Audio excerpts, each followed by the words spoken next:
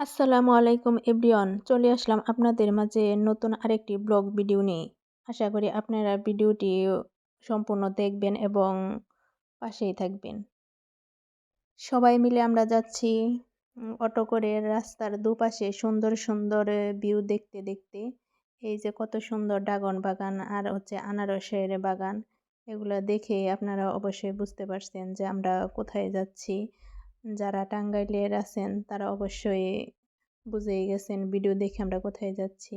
এই যে এখান থেকে রাবার বাগান শুরু হয়েছে, দেখেন মাশাল্লাহ কত সুন্দর রাবার বাগানগুলো। প্রথমবার আমি হচ্ছে রাবার বাগান আসলাম, আমার বাসা টাঙ্গাইল হলেও কিন্তু কখনো আসা হয়নি।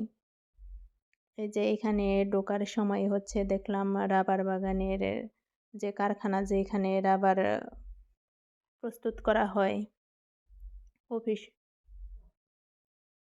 এটার ভিতরে আবার হচ্ছে কারখানা। সেখানে যাব, প্রথমেই দেখব কিভাবে রাবারগুলো প্রস্তুত করা হয়। এখানেও জায়গাটা অনেক সুন্দর, দুপাশে ফুলের বাগান আছে, আনসার ক্যাম্প লেখা দেখা যাইতেছে। ঢুকতে গেলে অবশ্যই অনুমতি লাগে, এখানে আমরা অনুমতি নিয়ে তারপরে ঢুকছি।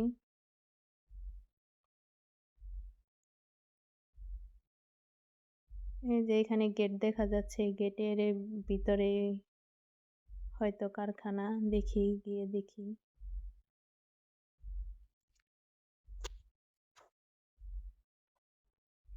দূর থেকে দেখা যাচ্ছে রাবারগুলো শুকা দিয়ে রাখছে। এই যে এটাই হচ্ছে কারখানা, এখানে রাবারের কষগুলো প্রস্তুত করা হয়।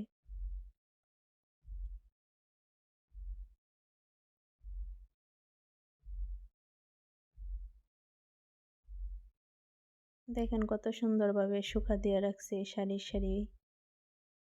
দূর থেকে দেখে মোজার মতো মনে হচ্ছে আমার কাছে, যেন মোজা ধুয়ে শুকা দিয়ে রাখছে। কাছে থেকে ওইরকম মনে হইতেছে, এই যে আপনাদের কাছ থেকে দেখাচ্ছি। আমি হাতটা ধরে দেখলাম, আসলে তেমন শক্ত না, একটু নরম। দেখে ভালোই লাগছিল, কিন্তু প্রচণ্ড দুর্গন্ধ এগুলা থেকে। আমি ঘুরে ঘুরে দেখছিলাম, অনেক সুন্দর। এগুলো দিয়েই হচ্ছে বিভিন্ন সামগ্রী তৈরি করা হয়। এদিকে আমার ভাগ্নি হাঁটতেছে এই ফুলের বাগানের ভিতরে ছবি উঠাবো, সেজন্য আমরা সবাই মিলে এখানে কিছু ছবি তুললাম। তারপর আমরা ভিতরের দিকে চলে যাব, রাবার বাগানের ভিতরে। এই যে আমরা রাবার বাগানের ভিতরে হাঁটতেছি, কত সুন্দর দেখেন, শান্ত পরিবেশ।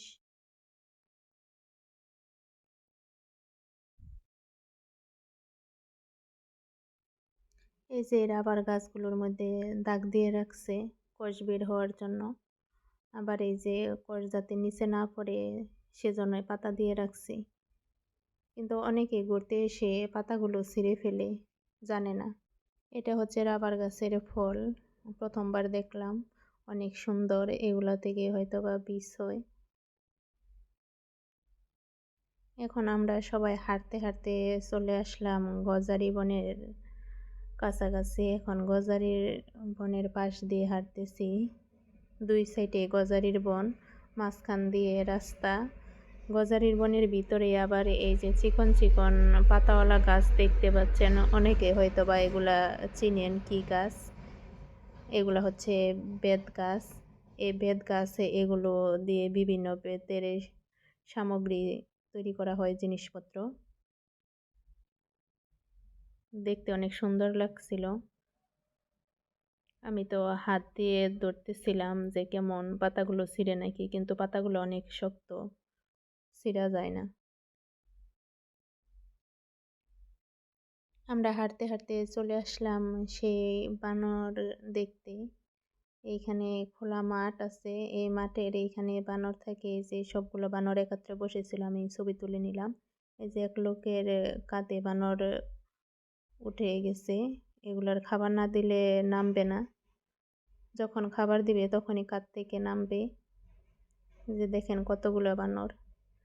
সবাই খাবার দিতেছে। এই যে এখানে ছোট ২ টা দোকান আছে, ৪ দোকান। ওইখান থেকে খাবার কিনে দিতেছে।